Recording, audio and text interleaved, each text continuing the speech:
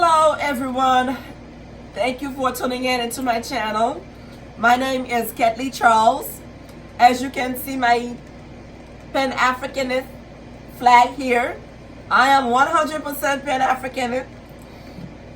I am all into the global black movement, global black awareness. Buy black, love black. I'm all into that. We have to. We have been scattered. We have been dissociates. We have been upwarring. We have so much hostility among us. So, and we all know that without our unity, we will not be able to achieve anything.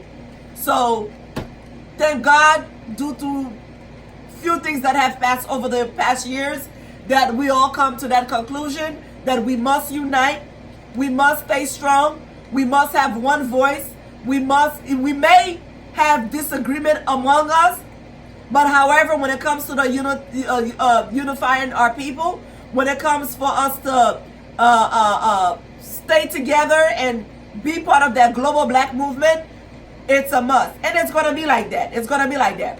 We're going to have disagreement. We're not going to agree with everybody, but we all have to know we have to have one voice for the sake of the global black movement, for the sake of future generation, for the sake of our people, for the sake of our ancestors' blood that was shed in the worst, crueltiest way that men can ever think of in the history of the world. Now, today I am here to talk about ADOS, American Descendant of Slave. I am here to let you know, American Descendant of Slave, I am 100% behind you. I want you to know, as you all can hear in my voice, I have an accent. I am from the Caribbean. I am an immigrant. American Descendant of Slave. I want you to know that you do have a lot of Caribbean people that want to stand by you. You do have a lot of African people who wants to stand by you. You do have a lot of Caribbean people who also wants to stand by you. I've heard several rhetoric. Does it not touch me? Of course it does. Of course it does. I'm a human being. Sometimes I'm not too happy of what I'm hearing. But one thing I said, if you're a true Pan-Africanist, if you're a true member, or if you truly want to be part of that global black movement, if you truly want to see our people unite, if you truly want to see a change in every part of the world that our people are in the globe, you have to support ADOS. Yes, they may have some serious rhetoric that you're not happy with. But fortunately, we have to stand behind ADOS. We have to have one voice in America. Our vote must be powerful. And our vote is already powerful. We have to make our voice bigger in the United States. We need to have a nation within the nation, just like every other group in the United States does. The Arab has a nation within the United States. The Jews have a nation within the United States. The Chinese have a nation within the United States. And it is not only in the United States, my dear brothers and sisters. It's in Europe. It's in Australia, in the Pacific. It's pretty much everywhere. There's a little group, a little gang of them. They become a nation within the United States. So therefore, I am calling for my black Caribbean. I am calling for my African diaspora to support ADOS and to the reparation movement. I don't care if ADOS don't want to give me a dime.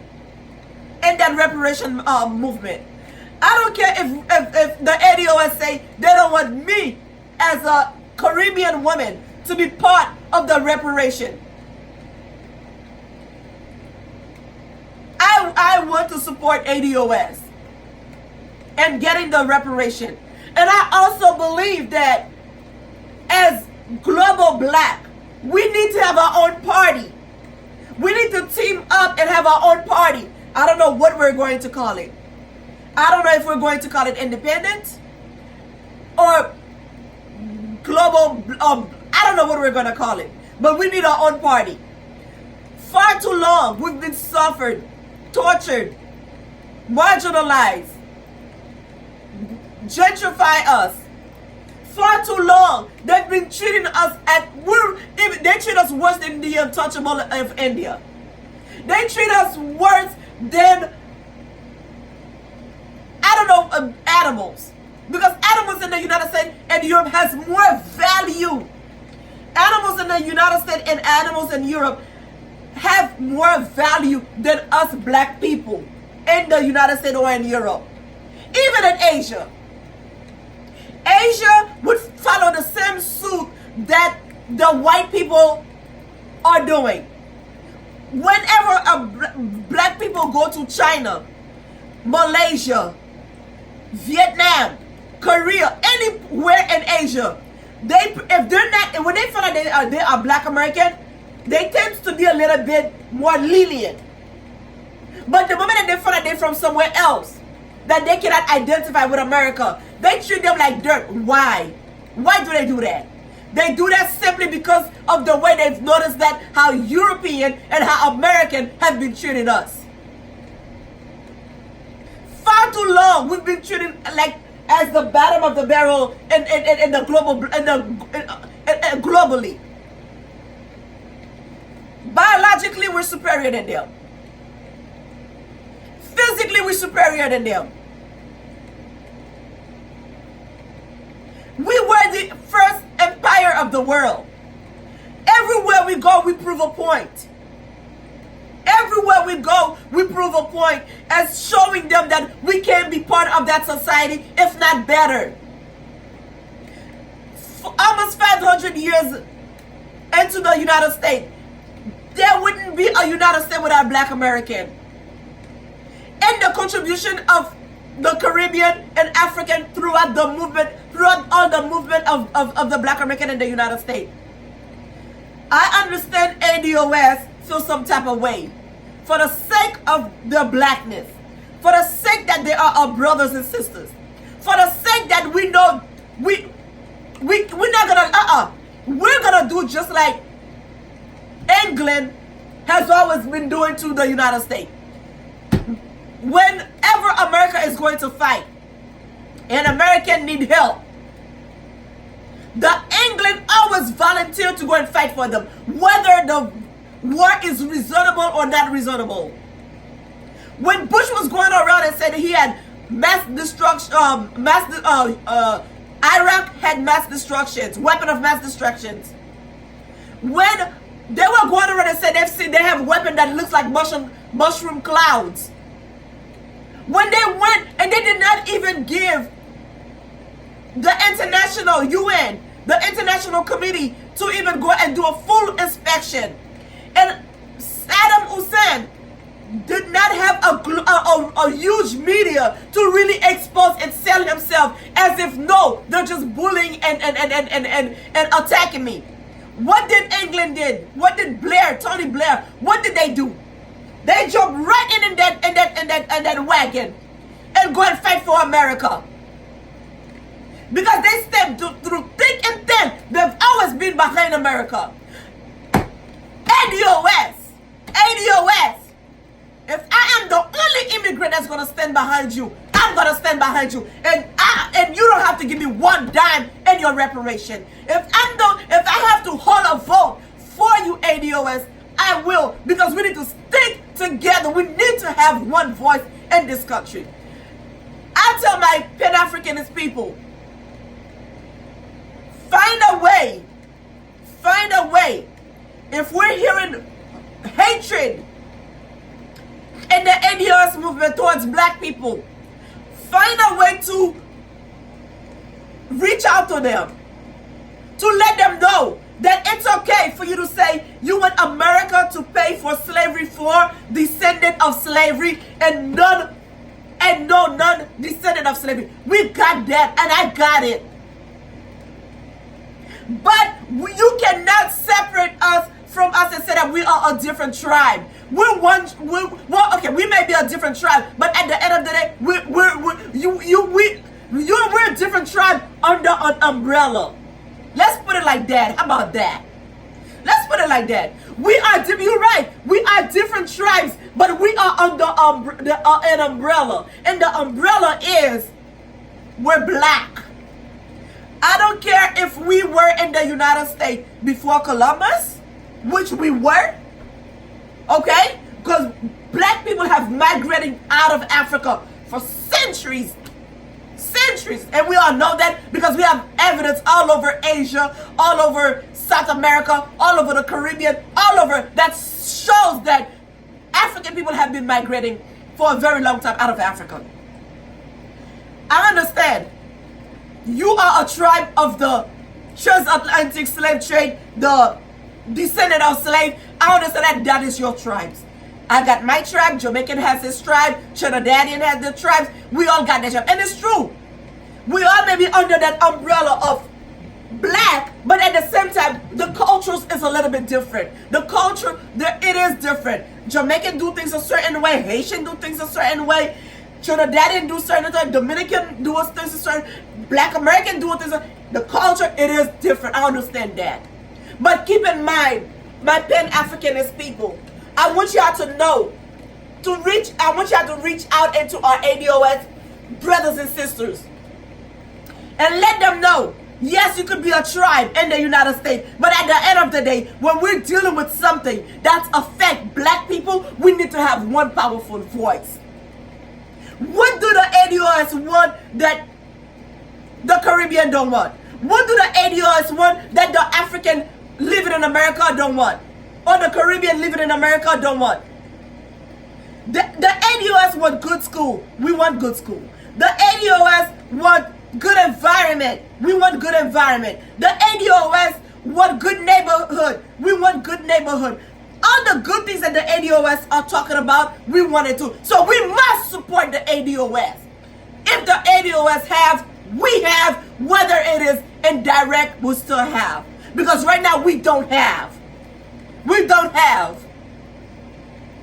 Everybody right now everybody is in their own little world. The Nigerian group is over here and they making money, highly educated. They work so hard, and I understand their frustration. And I understand their hard work. The Haitian community, again, you give them a chance, they are working so hard, getting the education, being successful in the United States. The black woman, again, doing the same thing. Black American, again, very good success people. School, entertainment, education-wise, sport, they're up there. We need to stop having those different groups, those different entities. We need to have one global black movement. The ADOS may be a little bit frustrated because a lot of the things that they've said, there's some point to it to a certain extent. Okay? Because when the ADOS are referring to when the Arabs come here, they give them all those things, all those benefits that should have been for them. That is the truth. When the South American people come here, those Cuban, Mexican, and all of them, when they come here, they do give them things that should have been available to them. That is the truth. And my worst thing is, one of the things that I really don't like with the immigrant, and I'm an immigrant saying that, one of the things that I truly don't like with certain immigrant is that I don't see this. Okay, let me break it down. The Arab and the Spanish. One of the things that I don't like about them, they would come here, they say that the white man treat black American like dirt. They would do the same thing. They would see that all kind of dirt things that they're doing to the Black American. The Arab, the Spanish, the Mexican, they all do the same thing. So they come here in this country that their ancestors built. They come to this country that their ancestors built and died in the worst dehuman way. And then they come here and they shit on them. They shit on them. Okay? They shit on them. They stay away from them. They cannot marry their woman. They cannot be around their women. There's no mango. There's no sort of mango at all. They shit on them. And they are immigrants. They become like a second-class citizen. They become a second-class citizen on top of Black American. And look what's going on right now with that gentrification. Okay? Moving them out of their neighborhood. And they're coming to those neighborhoods. So yes, ADOS got a point on certain things. Now, I will address this as well. Black immigrant for the most part, I would say black immigrant, they do follow a little bit suit. They do follow the way that the Arab and the Spanish treat Black American is very different from the way the black immigrant treat Black American. Now I want you to keep in mind, my brothers and sisters, I want you to keep in mind, when you come from Africa, I want you to take time, my Black American brothers and sisters, I want you to take time to analyze what I'm telling you right now. When you come from Africa, or you come from the Caribbean, specifically a place like Haiti or Jamaica, you come from dirt poor for the most part. Not everybody. Because you got some people, they were living large in their country. They had chauffeur, they had maid, they pretty much had like 10 workers in the house. The average middle class in Africa and the average middle class in the Caribbean. A lot of them have like 10 workers. And I have a YouTuber by the name of Dennis Uhuru. He can attest to that because he has so many videos where he had interaction with the African, and he can attest to that. They have the African or the Caribbean, they have chauffeur, they have a yard man, somebody to do yard. They have like almost 10 people in their house working, the average middle class. That's why I tell people all the time, I am a nurse. I don't feel my middle class income because I'm not living it. The money I make is only to keep my shelter, light on, phone on, and not even food. Because when I was in my island, I knew what was food. Not even food. Because in my island, we had food. But in America, we don't have food. We don't have food. We have cancerous crap to kill us. But anyway, going back to the Caribbean. When the Caribbean, most of the average Caribbean, when they're not middle class now, keep in mind, they'll come from the hood house. When they come to the United States, and I will tell you, my brothers and sisters, Black American, they don't give anything extra to a Caribbean or African immigrant more than they would have give, or they don't give them anything more than you guys. If one person qualified for $180 food stamp, that's what they give them. If they qualify, if you guys would have qualified for the housing, they can qualify for house.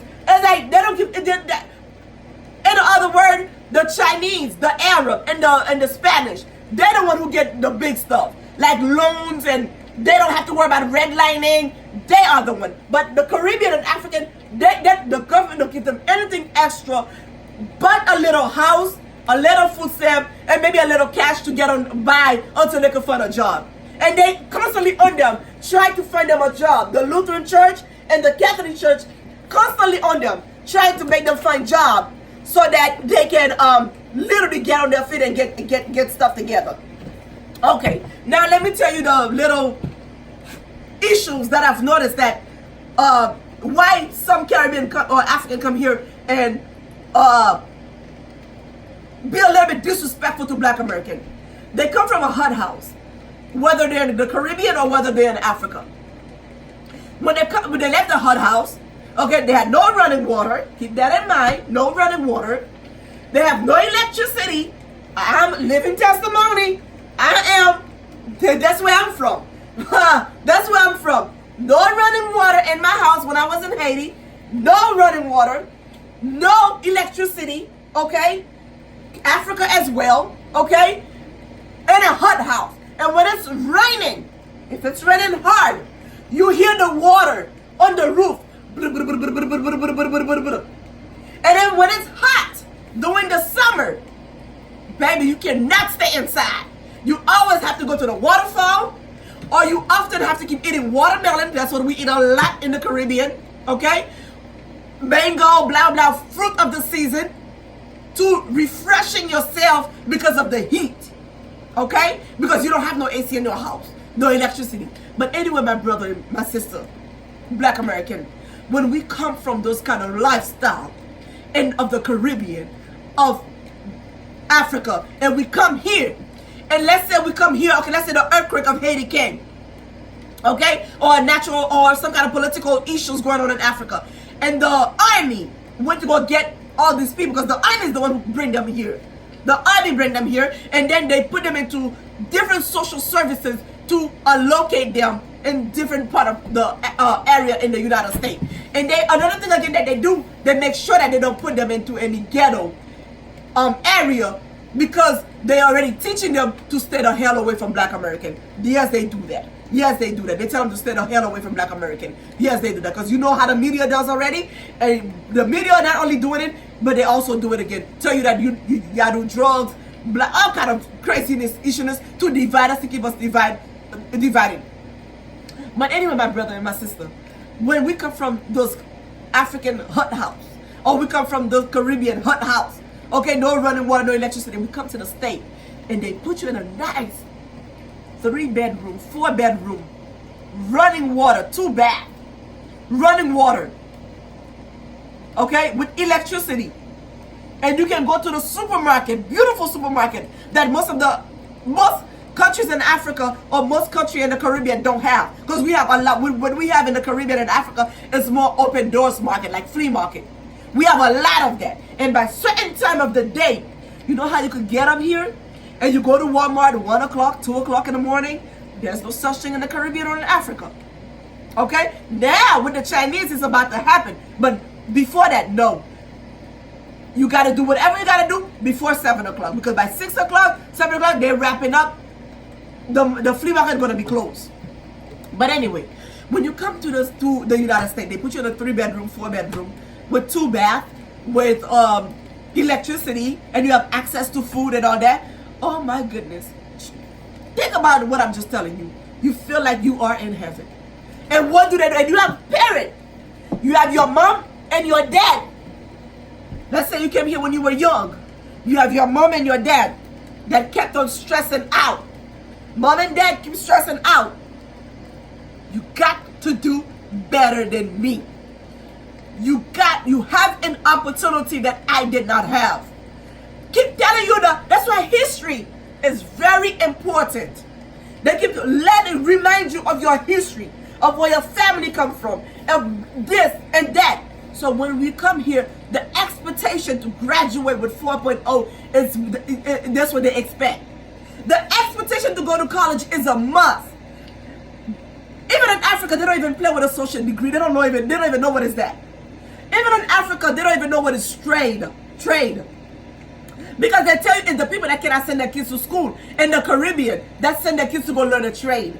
The people that cannot send their kids to school that send their kids to go get an associate.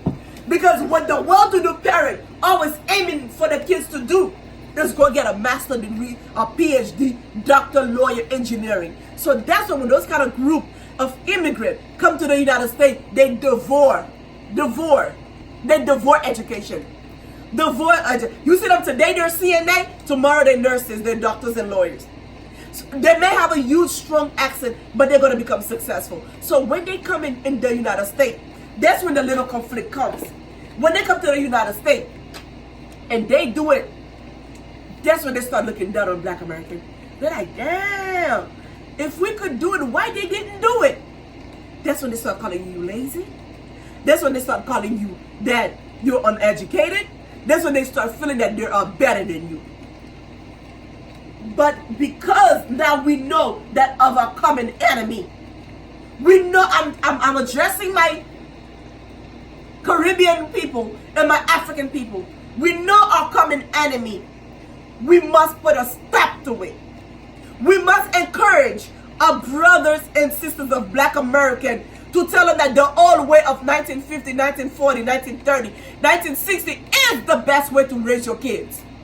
The way that we do in the Caribbean and the way we do in Africa is the best way to do it. And we've also noticed that Black Americans are a little bit more materialistic than us. They would be in the hood. They would be chasing cars. They would be chasing any new technology-wise things that come out. Brazilian hair comes $500. They would chase that. But you got little 2, 3, 4, 5-year-old kids. You got 2, 3 kids. You don't want to put them in piano lesson. You don't want to put them in guitar lesson, and music, karate, productive thing that's going to help the child to build its self-esteem. We have some work to do on that part. And that's the reason why that Black American foreigner from Africa or from the Caribbean come in here and look down on. That's the only reason why. But it's not because they don't know that you are our brother and sister. They know that we are brothers and sisters. And keep in mind, I told you the media and those other charity services, 3 people are telling them to look down on you. Now we know to kick them to the side. Now we know to kick them to the side. So we have to unite. We have to find a way to meet and embrace our Black brothers and sisters. That's why I think that every African descendant or living in the United States, U.S. citizen, every Caribbean living in the United States, U.S. citizen, should stand strong with ADOS. And yes, standing strong with ADOS does not mean they have to come and share the wealth. Let them, help push them. Help push them. Let's have one voice in the United States. We're about 60 million. We're about 60 million Black in the United States. Let's be a 60 million voice of the United States, of one voice. Let's be one party. Let's create one party and be one voice. Let's team up with ADOS. Let them know that we did not know any better when we were shitting on them. They may have had a reason for us to shit on them, but now we know better. Because sometimes when you look at it, after the age, okay, let's say you were sagging, dread, you were materialistic in high school, and come on now, by the time you're 25, you gotta grow out of that shit. You gotta grow up out of that shit. Seek your title. Seek degree. Seek deed. That's the problem that the immigrant got. The immigrants, Black immigrants, they are not materialistic as much as the Black American are materialistic. And the Black immigrant from the Caribbean and from Africa know what is like dirt poverty. Because what we call poverty in the United States, it's a luxury in the Caribbean, it's luxury in Africa. So that's why when we come here, okay, we tend to, another example, you have most of the Black American at work, they would be spending like $40 on lunch every day. 5 days a week. You're buying $7, $8 for breakfast. You're buying $7, $8, $9, $10, $12 for lunch. That's almost $20 a day. 5 days a week.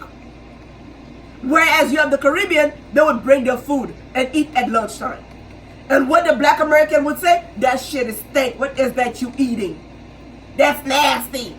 But yet, that $200 a month that you spending at McDonald's and Burger King and buying all this cancer, all those disease, they are cooking at home. And that's the money for the car note. So they are able to keep a car note, get out of apartment, because a lot of them don't believe in staying in apartment because they want equity, because they feel like staying in an apartment is losing money. Whereas Black Americans feel like, I don't have to cut grass. I can get up and go. I don't know. You see what I'm saying? So there's a little difference between us. We do have a lot of differences between us. But we have to put those differences away. Don't allow the boat stop to differentiate us. Get to know one another. Embrace one another. Because we are at war. We are at war. I'll say it again. We are at war. I have 5 kids. 2 boys and 3 girls.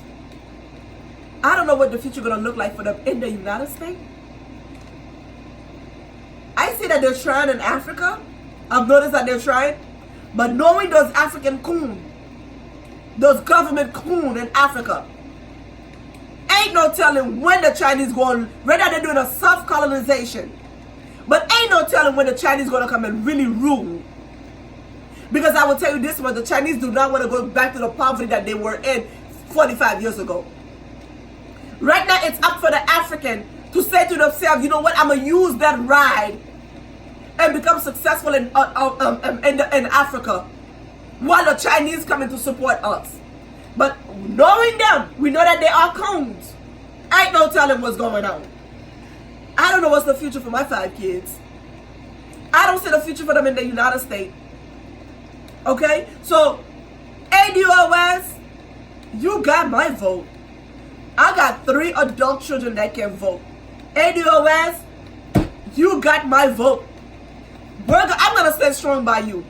I'm going to fight for reparation. We need a president that needs to be speaking about reparation. And we need to force them to make reparation part of it.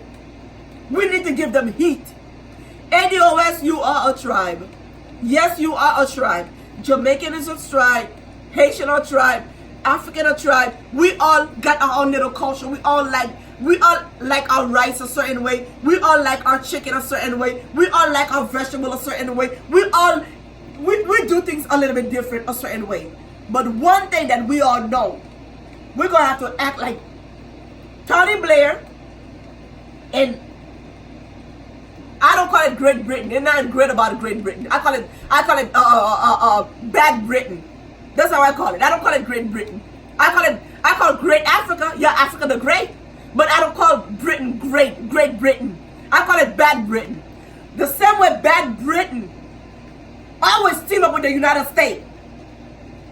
When the United States is going around and bullying the world, stealing the world's resources, that's what we all have to do. We must stand strong with ADOS. We must stand strong with ADOS. This was a message from the Caribbean woman living in America for over 35 years. I've seen too many dirt. I've watched too many dirt. I've seen what they done to my country. I've seen what they done to the United States. ADOS, we're behind you. Stay strong. Slow down on your little rhetoric. Just a little bit. But yes, you got our vote. No reparation, no vote. See you next time.